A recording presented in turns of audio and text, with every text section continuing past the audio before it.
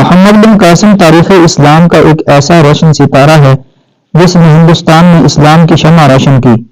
انہی کی فتوحات کی برکت ہے کہ آج بر صغیر دنیا کی سب سے بڑی مسلمان آبادی کا خطہ ہے اور یہاں 57 کروڑ کے قریب مسلمان آباد ہیں، جو پوری دنیا کی مسلمان آبادی کا تقریباً نصف بنتا ہے۔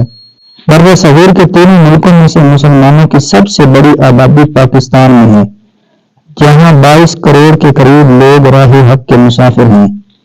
پڑوسی ملک بھارت میں تقریباً 20 کروڑ جبکہ بنگلہ دیش میں مسلمانوں کی آبادی 15.5 کروڑ کے قریب ہے۔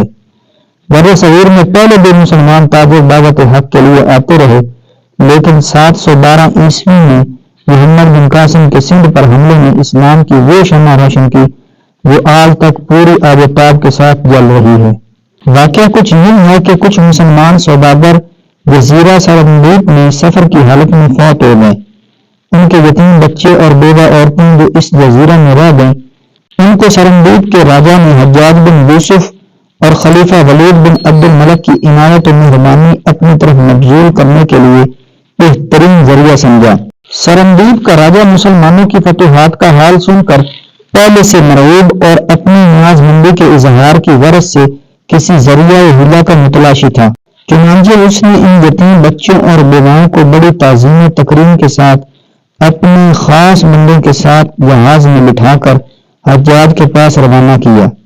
اس نے ان مسافروں کو بہت سے قیمتی تحفے دے دیے۔ اس کے علاوہ حجاج بن یوسف اور خلیفہ عبد الملک کے لیے بھی تحائف بھیجے۔ ان سے درخواست کی کہ وہ حجاج کے پاس پہنچیں تو اس کے حسن سلوک کی تعریف کریں۔ مسلمان تاجروں کی بیواؤں اور یتیم بچوں کی یہ کشتیاں سرندیپ سے روانہ ہو کر ساحل کے قریب سفر کرتی ہوئی خلیج فارس کی طرف روانہ ہوئی۔ وہاں سے انہوں نے ساحل پر اتر کر حجاج بن یوسف کے پاس کوفہ پہنچنا تھا، لیکن راستے میں مخالف سمت کی ہوا چلی جس نے ان کشتیوں کو خلیج فارس کے بجائے دیبل یعنی کراچی پہنچا دیا۔ یہاں سندھ کے راجہ باہر کے سپاہیوں نے ان کشتیوں کو لوٹ لیا اور سواروں کو قید کر لیا۔ تاریخی روایات میں آتا ہے کہ ان گرفتار شدگان میں سے ایک عورت نے حجاج کو خط لکھا کہ ہم مظلوموں کی مدد کریں۔ حجاج نے باہر کا جواب ملنے کے بعد خلیفہ سے اجازت لے کر سندھ پر حملہ کرنے کا پروگرام بنایا۔ عبداللہ اسلمی 6000 کے لشکر سے سندھ پر حملہ آور ہوئے، لیکن کامیابی نہ ہوئی۔ عبداللہ شہید ہو گئے۔ اس کے بعد بدین بن تحقہ کو بھیجا گیا، لیکن اسے بھی اپنے 6000 کے لشکر سمیت شکست ہوئی۔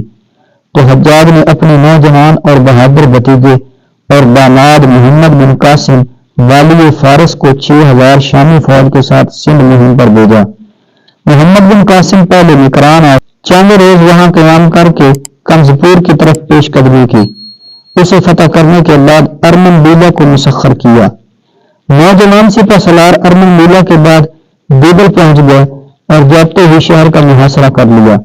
اپنی فوج کے آگے خندق کھود کر صف آرائی کی اور منجنیق بھی نصب کر دیے۔ ان میں وہ مشہور تاریخی قلعہ شکن منجنیق عروس بھی تھا جسے 500 آدمی کھینچتے تھے۔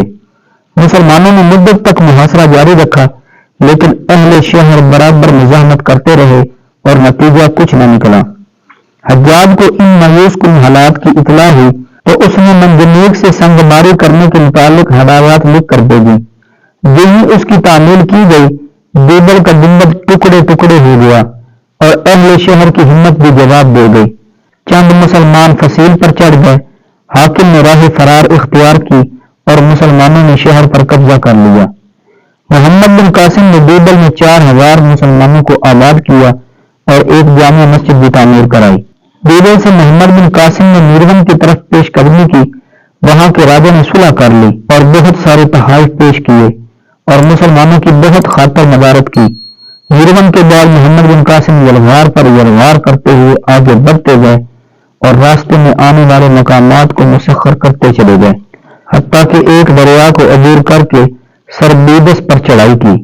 وہاں کے حاکم نے خراج دے کر صلح کر لی۔ اب محمد بن قاسم دریائے سندھ کی طرف بڑھے اور تھوڑی سی فوج سہمن کو فتح کرنے کے لیے روانہ کی۔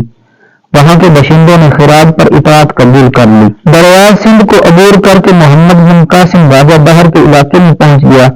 راجہ دہر 60,000 سپاہیوں کی فوج کے ہمراہ جس میں جنگی ہاتھی بھی تھے مقابلے کے لیے موجود تھا۔ دونوں لشکروں میں ایک خون ریز معرکہ ہوا جس میں راجہ باہر مارا گیا، اور 20 جون 712 عیسوی کو محمد بن قاسم نے فتح کا پرچم لہرایا۔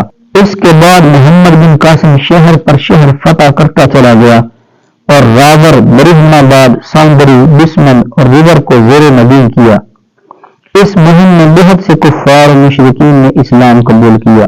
یہاں ایک جامع مسجد کی تعمیر کرنے کے بعد محمد بن قاسم ملتان پہنچے۔ وہاں کے راجہ گور سنگھ نے مقابلہ کیا لیکن شکست کھا کر قلعہ بند ہو گیا۔ مسلمانوں نے محاصرہ کر لیا اور اہل شہر نے مقابلہ میں شکست کھائی۔ ملتان بدھوں کا مشہور تیرتھ تھا، اس لیے یہاں کے مندر میں سونے چاندی کا ہون برستا تھا۔ یہ ساری دولت مسلمانوں کے قبضے میں آئی۔ ایک روایت کے مطابق ایک 18 گز لمبا اور 10 گز چوڑا کمرہ سونے سے بھرا ہوا تھا، اس لیے عرب ملتان کو سونے کی کان کہنے لگے۔ اسی دوران اطلاع ملی کہ حجاج بن یوسف کا انتقال ہو گیا ہے۔ اس کے بعد محمد بن قاسم نے بلمان، شرست اور کیرد کو یکے بعد دیگرے فتح کیا۔ اسی اثناء میں ولید بن عبد الملک کا بھی انتقال ہو گیا۔ ولید کے بعد سلیمان بن عبد الملک خلیفہ ہوا۔